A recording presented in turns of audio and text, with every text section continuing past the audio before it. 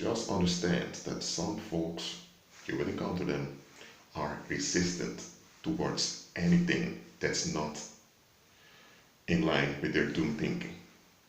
A lot of folks have embraced a doom thinking, whether it's a doom thinking of pagan Christianity or it's a doom thinking of society as a whole. A lot of folks have settled for doom thinking. So anyone that comes by or passes by that does not validate this doom thinking, they become upset. They feel hurt that you don't acknowledge them. They identify with this doom thinking, and when you don't acknowledge this doom thinking, they feel as if you don't acknowledge them. And here's how you often recognize such people even without talking to them. Let's say you sit in a library and someone comes and sits in the opposite chair of you, and you suddenly feel this discomfort. You feel this urge that you want to leave. You feel this, sometimes you even feel this big push against you, even though there's nobody violently pushing you. It's because that individual is surrounded by a thick mist of negative energy. And in that thick mist of negative energy, demons are residing. So the demons want to transfer that waste onto you. That's why the demons are pushing at you, just to get your attention. It's the demons that want your attention. But the demons are surrounded at that individual. So you see that individual and feel this push coming from the individual. It's not a pull, it's a push. That push is to provoke you to figure out what's wrong with the other individual.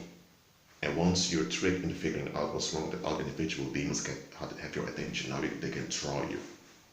It's not always as paranormal pull that demons are using. Sometimes it's a push. Well, when you sense this push, it is because that individual is a stakeholder of doom thinking. And let's do it carefully here. There are people that need to be rescued. They exist. People with taking problems, people with suicidal problems, people with deep psychological issues, people who have trauma bonds, people who have generational curses. I think there are people that need to be rescued. That's true. Okay, not everyone can rescue them because not everyone is equipped. So just because they need rescue doesn't mean you're the one that ought to rescue them. Okay, just be humble. Know what you can and what you can't. Okay, but you acknowledge they need to be rescued. Those are not dangerous people. They just need to be rescued. They have danger haunting them, but not that they are dangerous.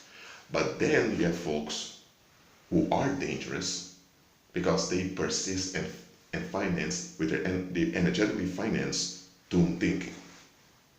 Such folks are the folks you need to be rescued from. And this push and this energetic pushes filled with certain people is a red flag. Don't think it's you, and don't think that you're guilty if you don't figure out what's wrong with the other individual. No. I just told you what's going on. They are stakeholders of negativity, and I'm saying nobody can be around a stakeholder of negativity and end up well. Let me repeat that. Nobody can be around a stakeholder of negativity and end up well.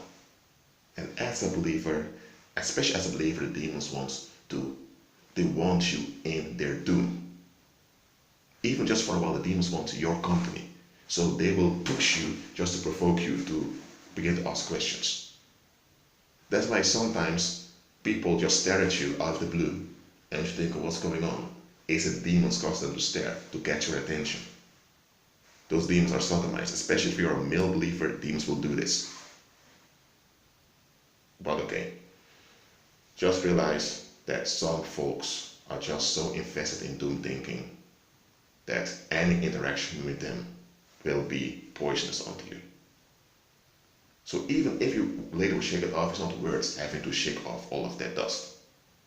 So keep agreeing with Christ.